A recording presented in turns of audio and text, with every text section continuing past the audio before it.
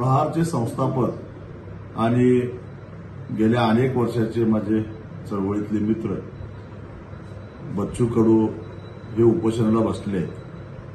आज 6वा दिवस आहे, परंतु सरकारनं ज्या गांभीर्यानं या प्रश्नाकडे बघायला पाहिजे ते बघत नाही. काय मागणी आहे बच्चू कडूंची? त्यांची मागणी एवढीच आहे की शेतकऱ्याचा 7/12 कोरा करा.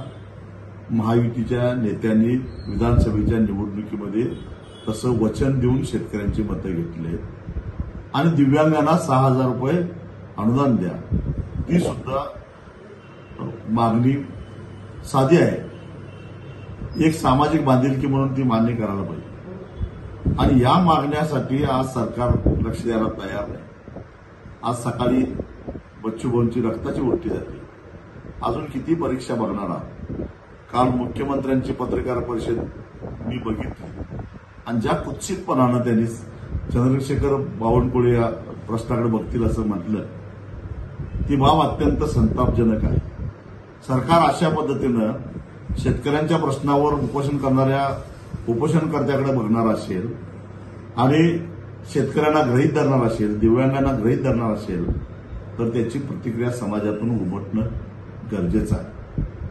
आणि म्हणून केवळ स्वाभिमानी शेतकरी संघटनाच नव्हे, जे लोक मोजरीला जाऊन बच्चूभाऊंना पाठिंबा दिला, त्यांच्या तब्येतीची विचारपूस केली, त्या सगळ्या सामाजिक संघटना, राजकीय पक्ष सगळ्यांनी मिळून ही मागणी केवळ बच्चू कडूंची नाही तर शेतकऱ्यांची आहे, दिव्यांगांची आहे.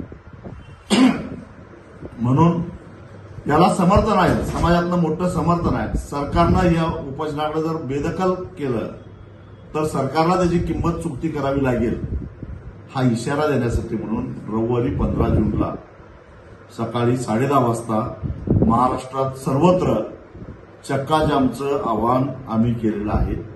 ज्यांना जिथं जिथं शक्य आहे त्या ठिकाणी शेतकऱ्यांना कर्जमुक्त करण्यासाठी, त्यांचा 7/12 कोरा करण्यासाठी, दिव्यांगांना न्याय मिळवून देण्यासाठी म्हणून रस्त्यावर यायचं आहे.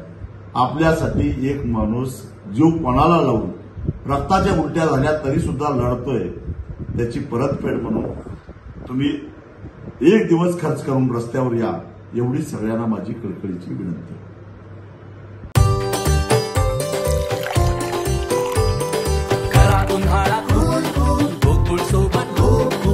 गोकुळ सोबत गो कूल.